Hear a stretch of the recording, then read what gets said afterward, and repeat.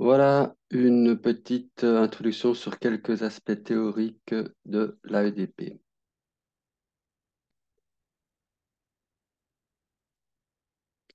L'AEDP a été développée dans les années 90 par Diana Fosha, docteur en psychologie américaine, vivant à New York, pratique à New York. L'AEDP est un modèle intégratif basé sur la guérison et notamment sur la capacité innée d'auto-guérison. Une particularité de l'AEDP, c'est une position très attachmentiste du thérapeute et donc l'AEDP est en grande partie une partie importante de l'intervention thérapeutique. L'AEDP rend spécifiques les facteurs non spécifiques de succès d'une thérapie, en l'occurrence la relation sécure patient-thérapeute. Comment et pourquoi travailler avec le cerveau émotionnel? En fait, ça c'est un article d'il y a quelques années déjà, mais qui montrait bien comment Ce ce qui est difficile en thérapie, c'est que finalement, dans le cerveau gauche, il y a plutôt les informations explicites, hein, comme le langage, l'éducation, la mémoire, des choses comme ça. Et dans le cerveau droit, il y a plutôt l'information implicite. Et c'est là que se trouvent, entre autres, les souvenirs inconscients de traumas et de relations traumatiques. C'est plus difficile de communiquer avec et ça répond plutôt à des images, à des expressions faciales et à des expériences d'attachement. Vous connaissez peut-être les recherches de Ecker sur la reconsolidation mémorielle. Vous voyez que toutes sortes de thérapies qui activent ces processus de reconsolidation mémorielle, dont la EDP. Vous voyez qu'il y a aussi la MDR, le FT, la Gestalt, bref, mais la EDP en fait partie. Et donc, ces différentes thérapies sont censées aussi justement travailler efficacement avec le cerveau droit. Quelques aspects centraux de la EDP. Donc, comment est conçue la psychopathologie selon la EDP? L'expérience de la solitude dans une expérience psychologiquement dangereuse, accablante ou débordante est au cœur de la compréhension de la psychopathologie par la EDP, tout comme le sentiment de sécurité est au cœur de la compréhension de la résilience et de la croissance psychologique optimale.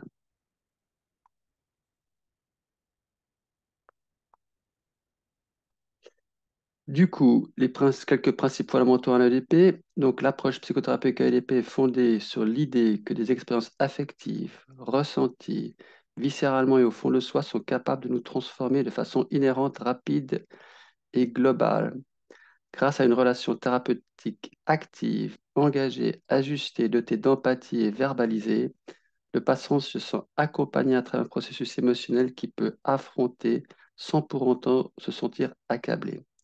L'expérience de ces émotions qu'il avait probablement évitées active des mécanismes innés d'autocorrection ainsi que les tendances à l'action adaptative qui permettent un bien-être psychologique et un fonctionnement optimal.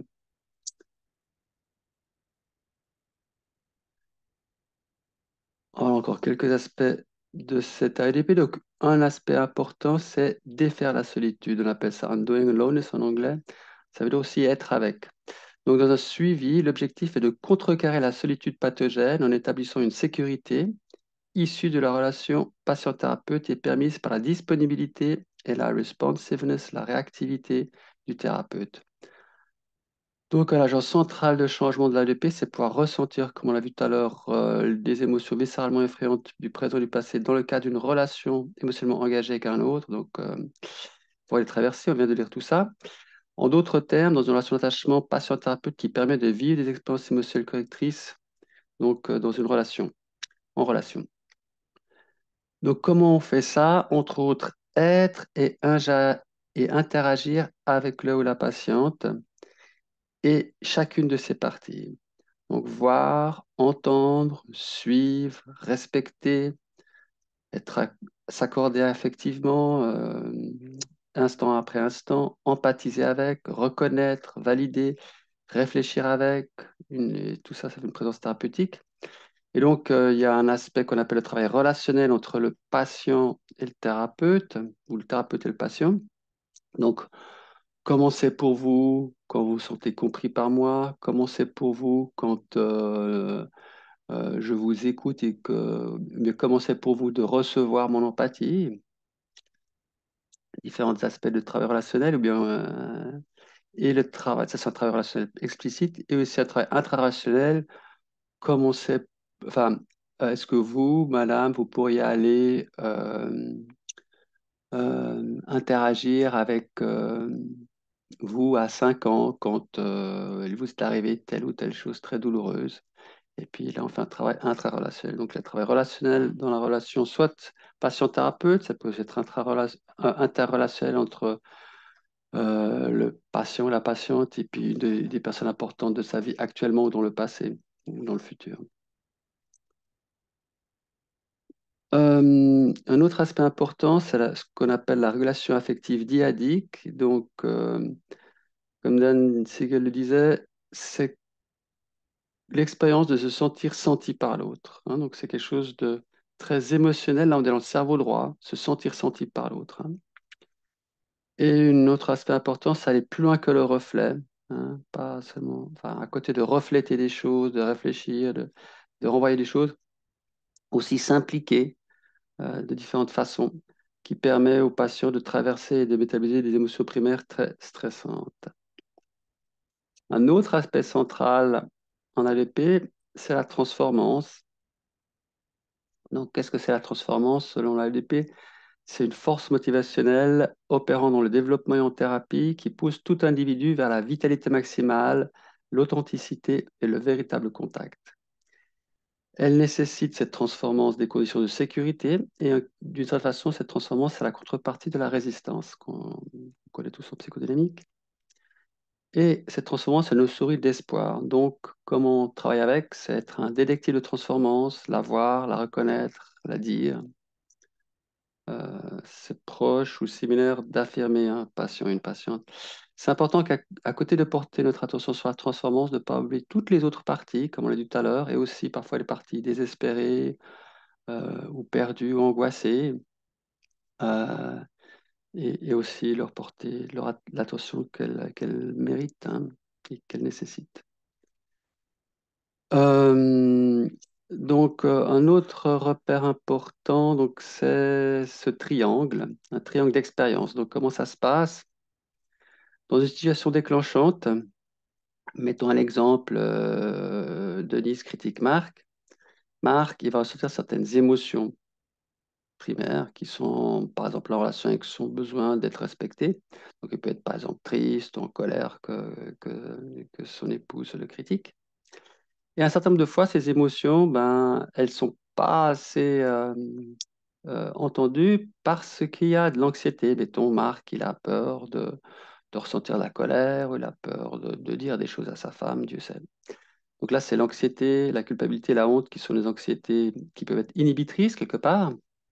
Et du coup, Marc, il ne va pas dire certaines choses, il va éviter de dire. Voilà. Donc, il ne va pas être sincère, il ne va pas dire des choses importantes qu'il a au fond de soi. Et donc, certaines de ces émotions et de ces besoins ne sont pas assez prises en compte, elles sont évitées, et on peut dire que d'une certaine façon, l'anxiété, euh, les comportements protecteurs ou les évitements constituent une phobie de l'affect, hein, une affect-phobie, ils appellent ça la thérapie. Voilà. Si par contre, donc on va essayer, attends, est-ce que c'était là? Ouais, on va essayer d'aller vers ça, c'est-à-dire dans différentes autres situations similaires que la personne se sent plus en sécurité par rapport à ses émotions et ses besoins et elle se sent assez en sécurité pour s'exprimer, s'écouter, se prendre en compte, etc. Et donc, ce cycle vertueux quelque part entre des émotions, des sentiments de sécurité et des comportements plus adaptés, on appelle, j'estime que ça fait, c'est un aspect important de la transformance, hein. Euh, donc, le triangle qu'on vient de voir, donc les émotions, avec des comportements défensifs ou adaptés, et puis les sentiments anxiété, peur, culpabilité, les sentiments inhibitrices, on les retrouve dans trois espaces-temps. Il y a la vie courante, il y a la relation thérapeutique, donc les interactions patient-thérapeute, et ce triangle, on le retrouve aussi évidemment dans le passé où ce pattern a été généré quelque part, hein. Il a été généré dans le passé, il se réactive dans le courant, il se réactive aussi dans la relation thérapeutique. Et donc ces deux triangles, quand on les met ensemble, ça fait trois triangles, hein. Donc on retrouve, par exemple, un patient se plaint de certaines difficultés, certains patterns, dans, dans la vie courante, on les retrouve dans la relation transférentielle, on les retrouve aussi, on retrouve leur genèse dans des moments du passé, généralement des interactions traumatiques. Euh, à côté de ce travail interrelationnel, on parle du travail interrelationnel. Donc tout ce qu'on vient de dire euh, par rapport à ces trois espaces-temps-là, hein, on peut les travailler beaucoup entre une personne. On a vu, par exemple, tout à l'heure, il y avait Denise et Marc, donc une personne et une autre. Donc là, on est dans l'interrelationnel. Ça peut être, donc on peut faire du travail interrelationnel, par exemple, enfin, par rapport à un patient et une personne importante de sa vie, ou bien entre le thérapeute et le client. Et là, on va essayer donc d'établir une relation de confiance, de sécurité et dépasser tous les blocages qui peuvent être dans le chemin. Mais un certain nombre de fois, il y a des parties dissociées.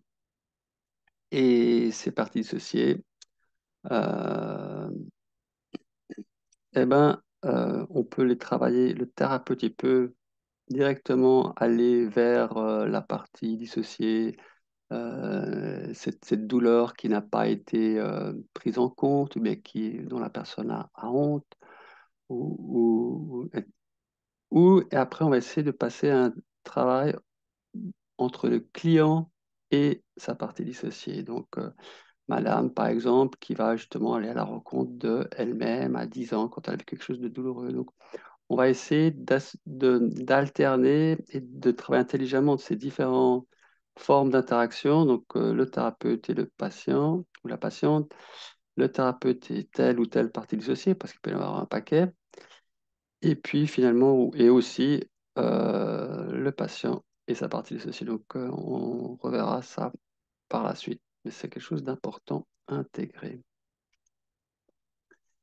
Quand on revient, donc ça c'est le triangle du conflit, les défenses, les émotions, l'anxiété. Et donc dans l'état 1, quand le patient vient ou la patiente vient en thérapie, généralement les défenses et l'anxiété sont au premier plan. La personne est stressée, la personne est anxieuse. Avec un travail thérapeutique assez régulièrement, si tout se passe bien, on arrive à des émotions profondes, des expériences émotionnelles de base ou des expériences relationnelles de base, donc soit de la colère, de la tristesse, soit se sentir compris, se sentir connecté, etc. Et ce qu'on va faire en ADP, on va pas seulement arriver à ces émotions transformationnelles, mais après, on va euh, s'adresser à la patiente et lui dire comment c'est d'avoir pu vivre ça. Donc on appelle ça, on fait du travail qui va vers l'état 3 où on va faire de l'expérience de transformation une expérience, enfin la considérer comme une expérience en tant que telle qui mérite aussi notre attention. Et on va demander comment c'est, par exemple, d'avoir ressenti pour la première fois cette colère de cette façon ou cette tristesse de cette façon. Alors, elle va nous dire, par exemple, ben, je me sens plus léger ou je me sens plus fort. OK, comment c'est pour vous de vous sentir plus fort? Où est-ce que vous le ressentez dans votre corps? Et on va répéter quelquefois ces questions pour approfondir et pour ouvrir cette expérience et les différentes émotions qui sont des couches, euh, des strates quelque part les unes par-dessus les autres d'émotions qui viennent comme ça accompagner et incarner et permettre, faciliter l'intégration et l'expansion de cette nouvelle expérience émotionnelle, hein. Et un certain nombre de fois aussi, il y a un état 4 qui peut apparaître, c'est un état fondamental, un sens de vérité, d'ouverture, de clarté, de fluidité, où la personne, elle se sent bien avec elle-même, elle peut aussi regarder sa vie différemment, construire une nouvelle narration de sa vie. Voilà. Ce qu'il faut dire, c'est que ces différents états, état 1, état 2, état 3, état 4, ils ne se font pas de façon linéaire. La personne, elle vient assez souvent avec des défenses et de l'anxiété. Parfois, elle vient directement en état 2. Parfois, elle est déjà en train d'être en état 4. Donc, c'est quelque chose, on navigue tout le temps entre ces différents états. Il peut y avoir un saut aussi entre l'état 2 et l'état 4, ou l'état 1 et l'état 4. Et ce qui est important, c'est de savoir dans quel état on est, parce qu'à chaque état, eh ben, on intervient différemment, hein, tout simplement. Voilà, là, on voit, je ne vais pas tout vous décrire ça, vous pouvez le lire tranquillement. Donc, et que c'est décrit plus en détail comment euh, travailler dans l'état 1, qu'est-ce qu'on fait dans l'état 2 en particulier, qu'est-ce qu'on fait dans l'état 3, qu'est-ce qu'on fait dans l'état 4, et puis comment on passe. Donc, et donc, effectivement, quand on fait ceci dans l'état 1, généralement, ça permet de passer à l'état 2. Quand on fait ça en état 2, ça permet de travailler, passer à l'état 3, et etc. Voilà, voilà. Ça, c'est un peu la même chose.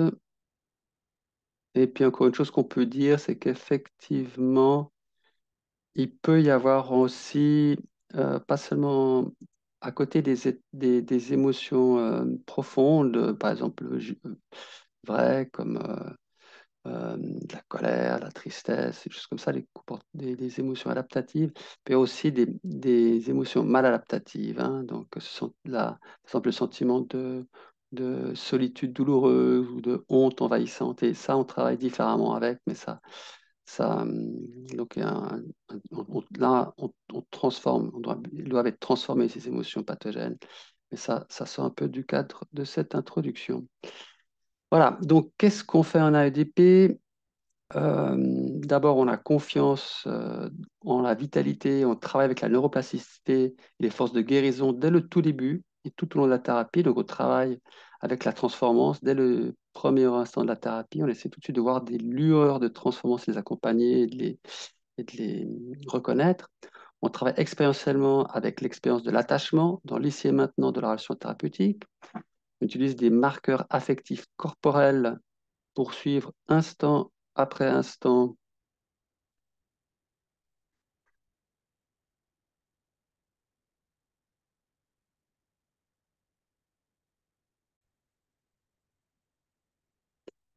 suivre instant pas après instant le processus clinique et guider les interventions. Donc voir aussi quelles parties sont là, quelles parties méritent notre attention. Est-ce que c'est la transformance? Est-ce que c'est une partie anxieuse, une partie désespérée, etc. Reconnaître et suivre la phénoménologie du processus de transformation. Là, c'est les quatre états et transformations d'état dont je viens vous parler. On fait un travail affirmatif avec les défenses, qui sont considérées comme les protections, et l'anxiété et les émotions inhibitrices, et on contourne et on fait fondre ces défenses si possible. Si ce n'est pas suffisant, on va les restructurer. Et une façon aussi de travailler avec les défenses, c'est donc faire un travail relationnel avec les différentes parties du patient. On travaille aussi avec les expériences affectives réceptrices, telles que se sentir senti, sentir vu, se sentir compris, se sentir pris en charge, etc. On traite une émotion jusqu'à son shift transformationnel quand des tendances à l'action adaptative émergent et on travaille avec l'expérience affective expressive.